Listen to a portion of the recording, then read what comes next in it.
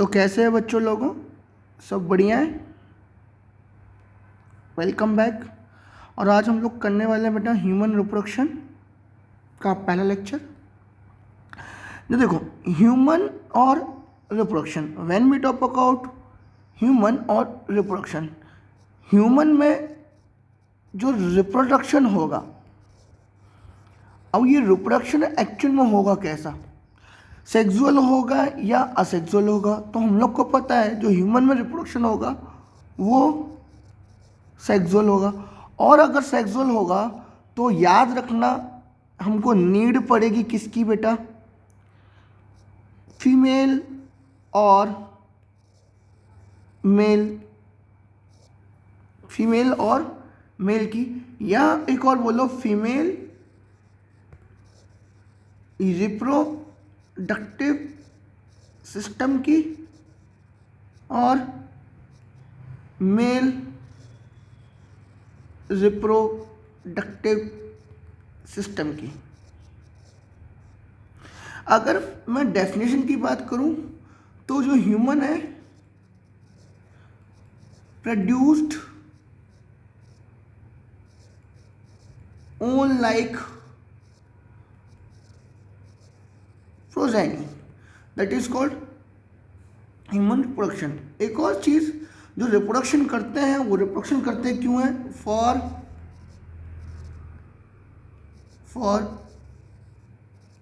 Maintenance,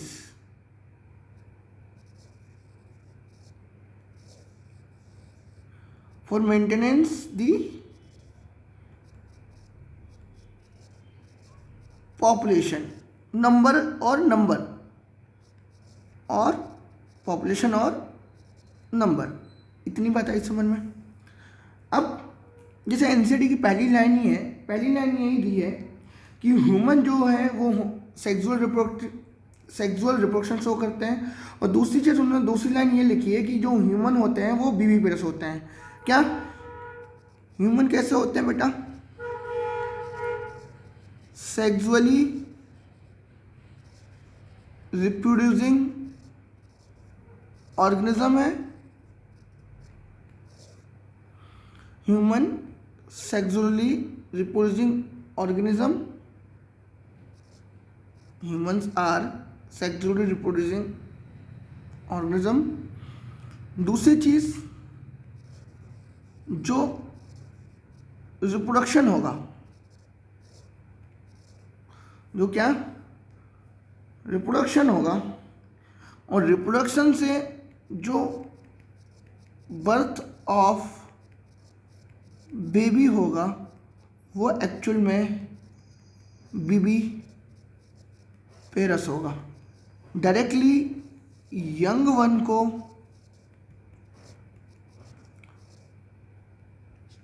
को birth करना, not egg. याद रखना, जो एग देते हैं, जो अंडे देते हैं और जो एग लेइंग होते हैं उनको बोलते हैं ओवी पेरस।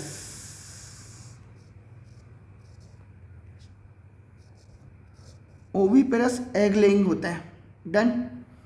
इसके बाद ध्यान रखो, अगर एक बच्चे को जन्म देना है ना, पाथ होगा, एक बच्चे को जन्म देना, path of young one production या प्रोड्यूस्ड प्रोडक्शन बाय और produced by human involve some event. NCD का पहले पैराग्राफ लिखा। अब वो इवेंट कौन कौन से हैं कि एक बच्चे को जन्म देना है तो उसके लिए हमको कुछ इवेंट फॉलो करने पड़ते हैं। पहला तुम्हारे पास आएगा गैमेटोजेनेसिस, और गैमेटोजेनेसिस का मतलब ये है फॉर्मेशन ऑफ गैमीट। और फॉर्मेशन ऑफ गैमीट की बात करोगे तो तुम्हारे पास एक आता है स्पर्म और एक आता है ओवा, और इसी को बोलते हैं ओवम। देन स्पर्म का जो फॉर्मेशन होगा, formation of sperm done by spermatogenesis, और सेम एज अगर फीमेल में ओवम की बात करोगे तो ऊ जेनेसिस। डन। जहाँ पर इनका प्रोडक्शन हो रहा है स्पर्म का और ओवम का, तो स्पर्म का प्रोडक्शन होता है इनसाइड टेस्टिस, और अगर इसकी बात करोगे तो इनसाइड ओवरी। ओवरी और स्पर्म, ओवरी और testis sorry, both are primary sexual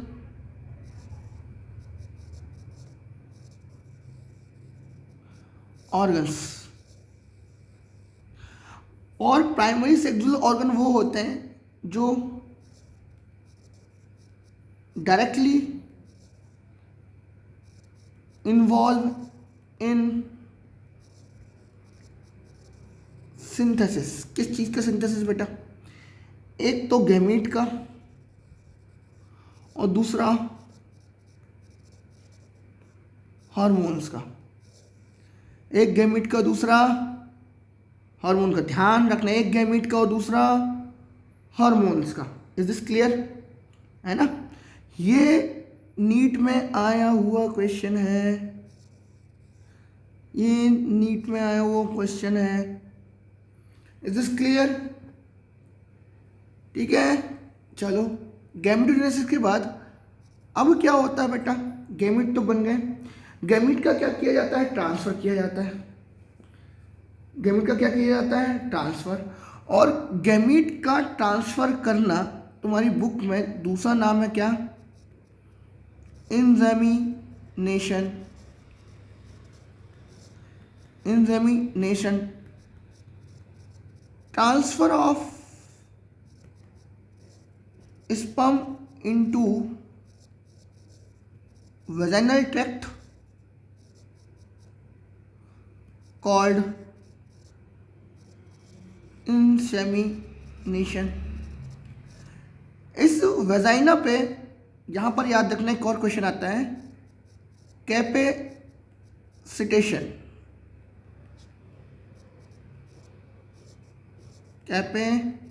capacitation occurs in vagina। इसका मतलब क्या होता है? बेसिकली हम लोग क्या करते हैं, स्पर्म को एक्टिव करते हैं for the fast movement. Fast movement के लिए इंसेमिनेशन, वेजाइना में क्या होता है? कैपेसिटेशन होता है। अब इंसेमिनेशन के बाद होगा बेटा fusion of gamete. Fusion of gamete that is called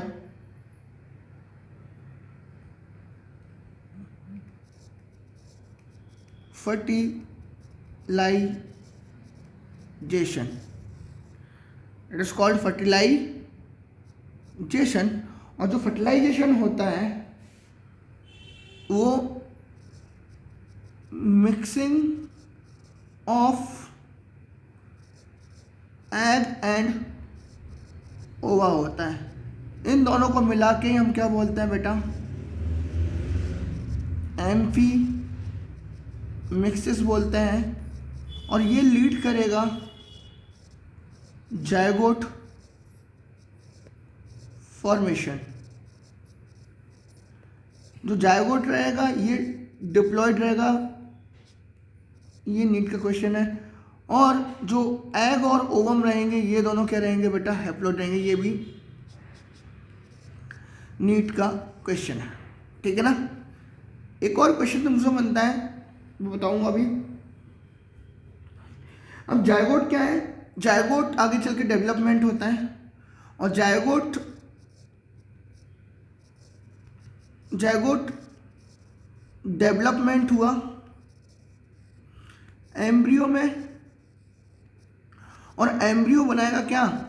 morula, फिर ब्लास्टुला और फिर गैस्ट्रुला क्या बनाएगा, जायगोट, जायगोट से एम्ब्रियो, एम्ब्रियो से मोरला, मोरला से ब्लास्टुला, ब्लास्टुला से गैस्ट्रुला। ठीक है, ये सारी चीज़ें बनती है बेटा, है ना, डेवलपमेंट हुआ। और याद रखो कि ये जायगोट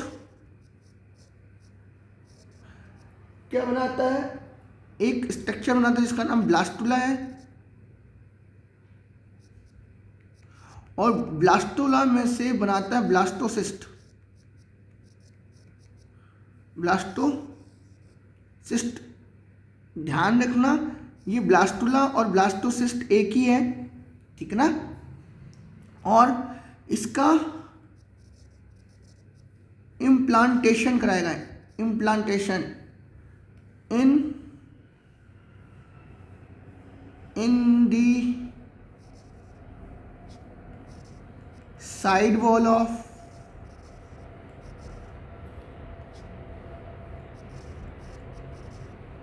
यूट्रस। एक और तुम्हारी बुक में क्या लिखा है, the attachment of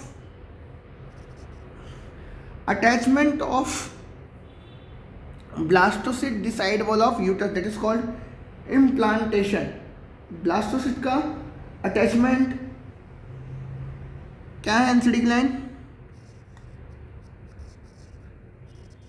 attachment of blastocyst the side wall of uterus, that is called implantation। ये आया हुआ क्वेश्चन है। इम्प्लांटेशन के बाद क्या होगा बेटा, इस एम्ब्रियो का डेवलपमेंट होगा, डेवलपमेंट ऑफ एम्ब्रियो। और एम्ब्रियो के डेवलपमेंट को अगला स्टेप क्या बोलते हैं, called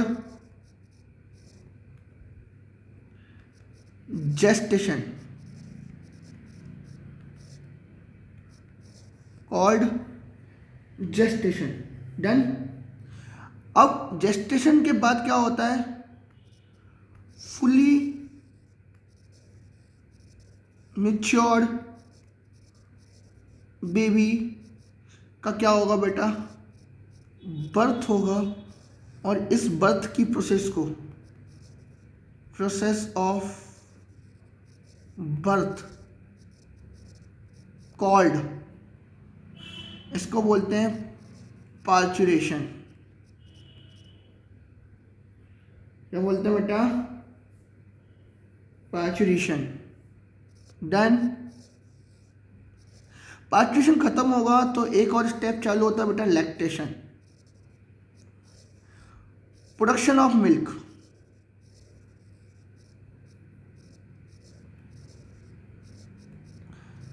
in female memory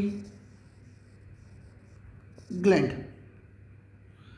in female mammary gland. ये सारे के सारे स्टेप फॉलो करते। तो बेसिकली अगर मैं धीरे धीरे एक एक स्टेप बताऊं रिवाइज करने पे, तो पहला तुम्हारे पास क्या है, गैमेटोजेनेसिस। दूसरा तुम्हारे पास क्या है बेटा, इंसेमिनेशन। तीसरा तुम्हारे पास क्या है, फर्टिलाइजेशन। चौथा तुम्हारे पास क्या है, इम्प्लांटेशन। और लास्ट में तुम्हारे पास क्या है बेटा, जेस्टेशन। और इसके बाद एक और है क्या, पार्चुरेशन। इसके बाद एक और आता है लैक्टेशन, जो एनसीईआरटी में कंक्लूड इन्होंने दिया नहीं है। कोई दिक्कत नहीं, ठीक है ना। एनसीईआरटी में पहला पैराग्राफ में एक और चीज़ दी हुई है, ये जो प्रोसीजर है सारे के सारे इवेंट है, all the event start after the all the event start after the किसके बाद बेटा, one set of puberty.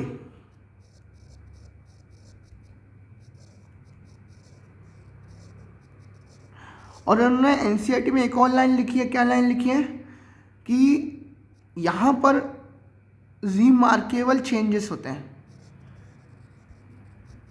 Remarkable changes in female and male gametogenesis. जैसा इन्होंने कहा कि जो फीमेल होती है,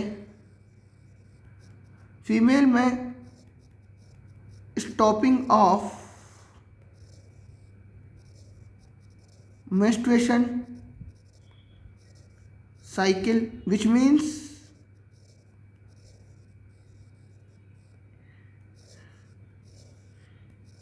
stop the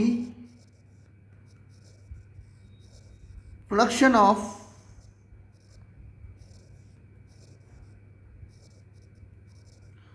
ओवम। ओवम का प्रोडक्शन क्या हो जाता है, स्टॉप हो जाता है, stop after the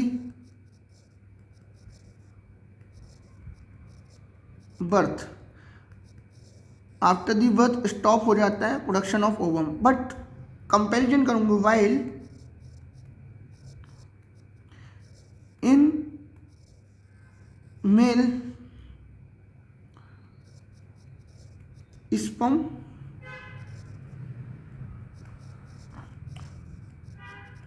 production continuous after puberty till death. जब तक की डेथ नहीं होती तब तक की प्रोडक्शन स्पर्म का होता ही रहता है, ठीक है ना, है ना। तो स्टॉपिंग ऑफ ओवम, ये याद रखना, ये 40-50 ईयर की एज, 45 to 50 ईयर की एज में स्टॉप हो जाता है। और इसी को हम लोग मीनोपॉज बोलते हैं बेटा, क्या बोलते हैं, मीनोपॉज। और इसके स्टार्टिंग को हम लोग बोलते हैं क्या, मीनार्क।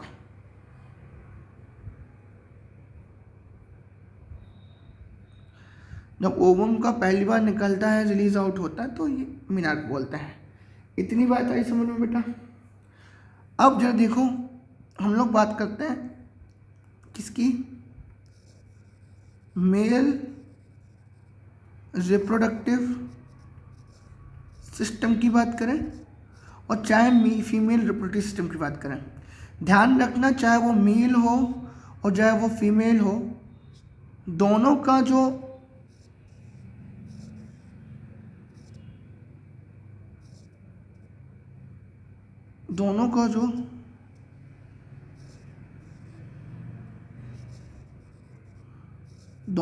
रिप्रोडक्टिव सिस्टम रहता है, उसका लोकेशन जो रहता है, लोकेशन वो रहता है पेल्विक रीजन पे, चाहे मेल हो चाहे वो फीमेल हो, ठीक है ना। पेल्विस रीजन लिखा है, डन। अब इन्होंने क्या कहा, अकॉर्डिंग टू एनसीईआरटी, जो मेल रिप्रोडक्टिव सिस्टम है, मेल रिप्रोडक्टिव सिस्टम है, वो टेस्टिस along with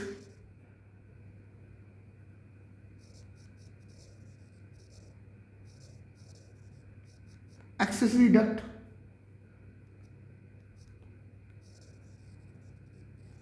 gland और एक्सटर्नल जेनाइटेलिया लाइक पेनिस और स्क्रोटम, ठीक है, जो कि बॉडी के बाहर क्या होता है, अटैच होता है। अब एनसीईआरटी ने एक लाइन कही है, क्या लाइन कही बेटा, the testis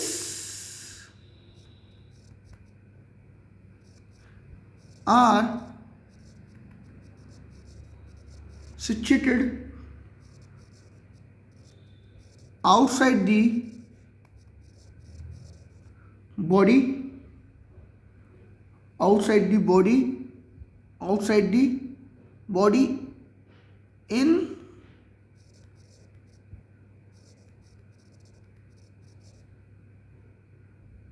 abdominal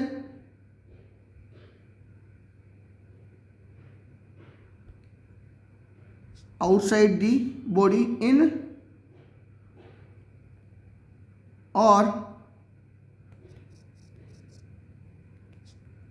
or testes are situated outside the body, body कौन सी, सॉरी, abdominal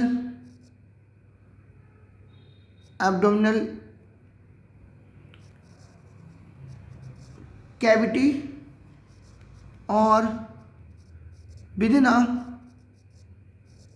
पाउच, और इसका नाम क्या है, स्क्रोटम। ध्यान रखना, जो ये स्क्रोटम होता है, स्क्रोटम डार्क पिगमेंटेड स्ट्रक्चर, इसमें दो कंपार्टमेंट होते हैं बेटा, ये सेप्टम के द्वारा बटे हुए रहते हैं, इसको रुघे बोलते हैं, और ईच कंपार्टमेंट में 1 टेस्टिस क्या होते हैं, प्रेजेंट होते हैं, जो कि डिसेंडेंट होते हैं एब्डोमिनल कैविटी से inside the testis, inside the scrotum sac. और स्क्रोटम सैक ध्यान रखना,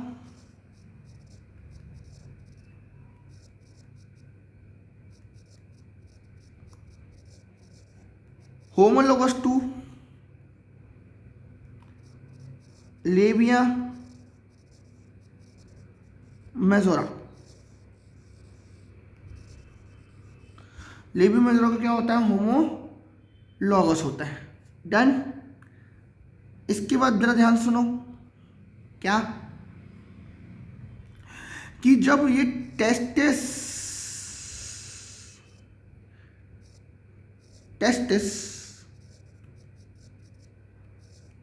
descendant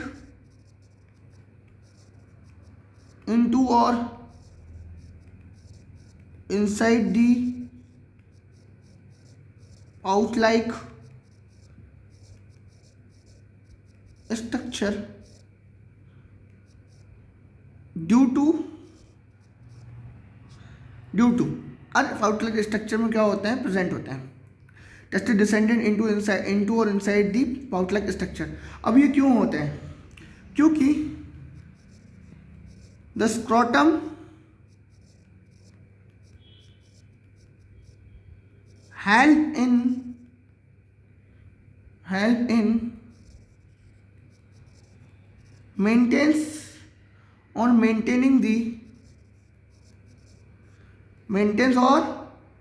maintaining the low temperature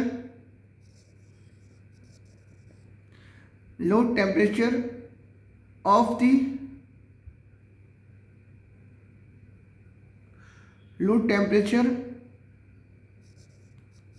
the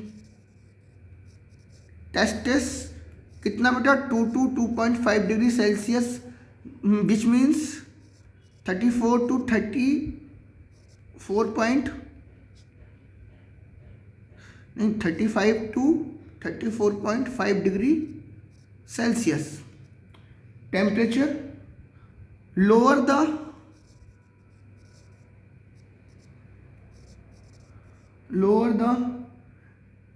normal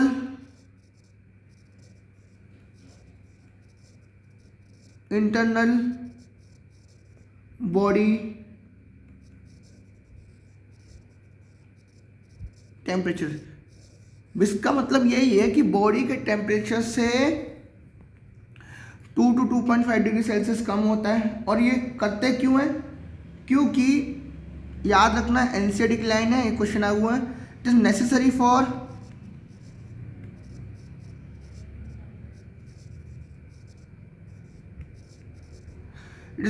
for it is necessary for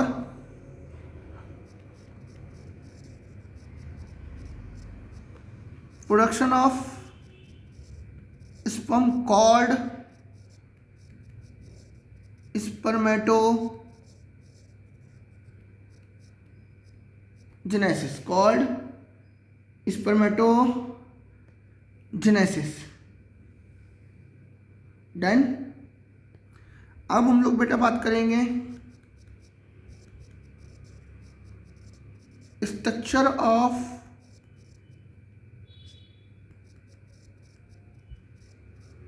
testis की। अगर स्ट्रक्चर ऑफ टेस्टिस की बात करोगे तो सबसे पहली बात ध्यान रखना, ये 1 पेयर में होते हैं। कितने पेयर में? 1 पेयर में। Present inside the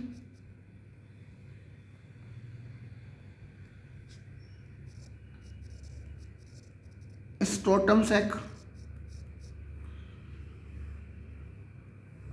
present inside the scrotum sac. अगर साइज की बात करोगे तो ये बेसिकली ओवल शेप में होता है।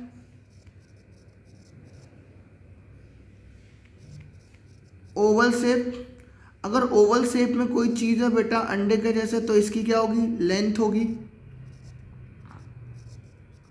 और लेंथ कितनी है बेटा इसकी? 4 से 5 सेंटीमीटर।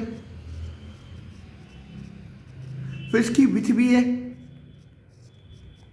जो विथ है इसकी वो है 2 to 3 सेंटीमीटर, है ना। याद रखो एक चीज़ कि जो ये टेस्टिस है, टेस्टिस की थिकनेस नहीं दी गई है, और जो थिकनेस है इसकी वो 1 सेंटीमीटर है बेटा। और इसका जो वेट होता है वो 10 ग्राम का होता है। डन। इसके बाद जो टेस्टिस होता है बेटा, इसमें 3 लेयर होती हैं, एनसीईआरटी में नहीं है। ट्यूनिका, वेजाइनलिस, ट्यूनिका अल्ब्यूजिनिया और ट्यूनिका वेस्क्यूलोसा। ये इसलिए बता रहा हूँ बेटा कि इसमें जो इम्पोर्टेंट है वो है तुम्हारे पास कौन सा? वो तुम्हारे पास जो है वो इम्पोर्टेंट है कौन सा? Tunica albuginea. कौन सा बेटा? Tunica albuginea. अब मैं ट्यूनिका अल्ब्यूजिनिया क्यों इम्पोर्टेंट है? Tunica albuginea responsible for formation of Tunica albuginea responsible for formation of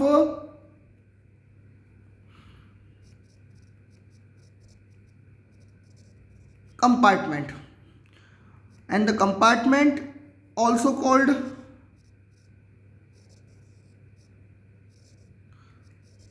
testicular lobule,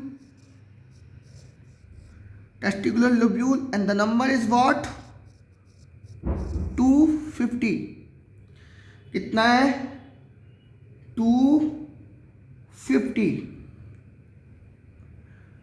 अब तो कंपार्टमेंट का नंबर कितना बेटा 250 है। और याद रखना each compartment have 1 to 3 seminiferous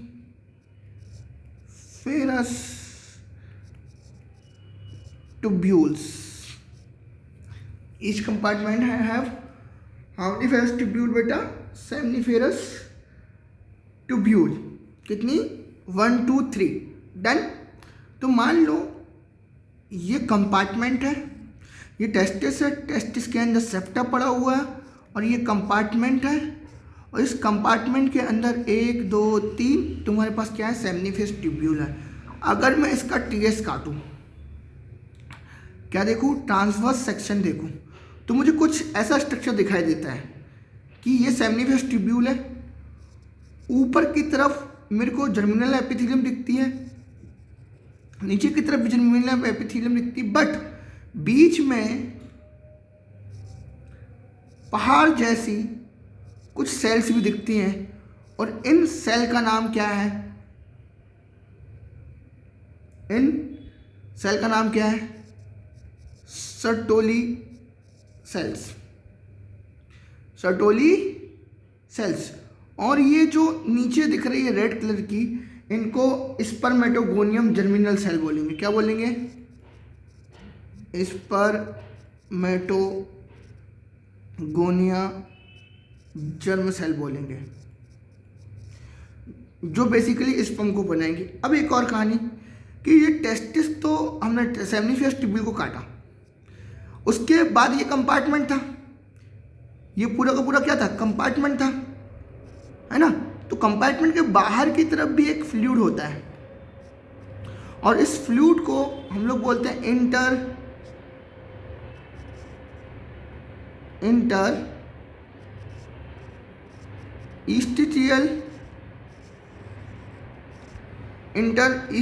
fluid. और ये इंटरस्टिशियल फ्लूइड जो रहेगा वो बेसिकली इंटरस्टिशियल जो फ्लूइड रहेगा वो बेसिकली क्या रहेगा बेटा, बेसिकली एक साइटोप्लाज्म है, cytoplasm. On cytoplasm have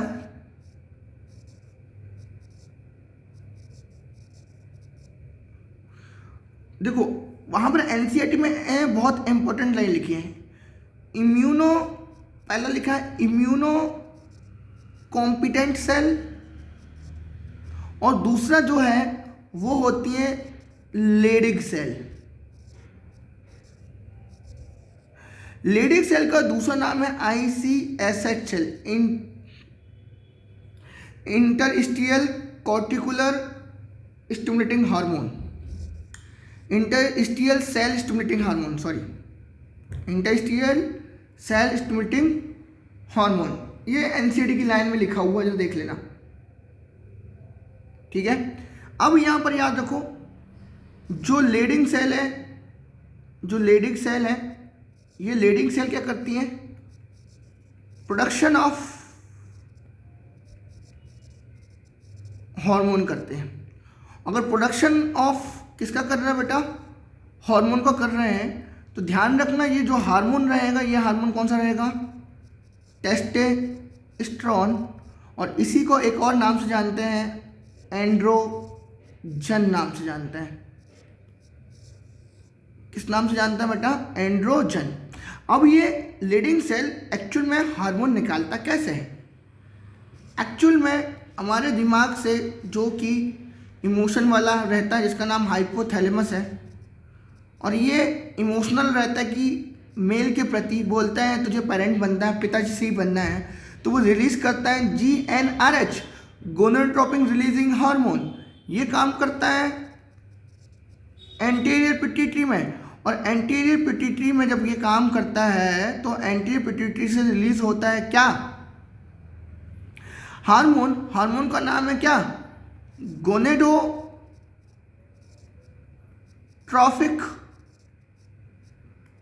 releasing नहीं गोनाडोट्रोपिक हार्मोन सॉरी। और गोनाडोट्रोपिक हार्मोन दो होते हैं, एक तुम लोग पढ़ोगे कौन सा बेटा, ल्यूटिनाइजिंग हार्मोन, एक पढ़ोगे फोलिकुलर स्टिमुलेटिंग हार्मोन। ये ल्यूटिनाइजिंग हार्मोन एक्ट करता है लीडिंग सेल पे, और लीडिंग सेल प्रोड्यूस करती है टेस्टोस्टेरोन, और एफएसएच काम करता है सर्टोली सेल पे। एक्टॉन सर्टोली सेल, बस इतना ही देखना है। कोई दिक्कत? कोई दिक्कत? अब एक और वाली ध्यान रखना कि सेमनीफेरस ट्यूब्यूल था, और सेमनीफेरस ट्यूब्यूल के अंदर जो सर्टोली सेल थी, ये सर्टोली सेल क्या कर रही थी, प्रोवाइड नरिशमेंट और nutrition to sperm, provide nourishment और न्यूट्रिशन टू स्पर्म। इसलिए हम लोग सर्टिली सेल्स को नर्स सेल भी बोलते हैं। क्या बोलते हैं बेटा? नर्स सेल भी बोलते हैं। अब एक चीज ध्यान रखना, ऐसा ऑर्गन जो इन्वॉल्व इन सिंथेसिस और गैमीट का सिंथेसिस और बेटा हार्मोन का सिंथेसिस, गैमीट सिंथेसिस और हार्मोन सिंथेसिस, ऐसे ऑर्गेनिज्म को बोलते हैं प्राइमरी ऑर्गन और प्राइमरी सेक्स ऑर्गन। जो provide the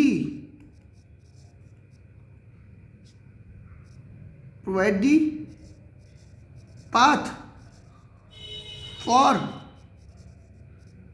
sperm, all are, और क्या बोला, देखो मैंने क्या कहा, जो ऑर्गन क्या है इन्वॉल्व हो सिंथेसिस में, किसमें, गैमीट और हार्मोन के सिंथेसिस में, उनको क्या बोलेंगे, प्राइमरी सेक्स ऑर्गन। वाइल जो क्या करे, provide the path for sperm, all are secondary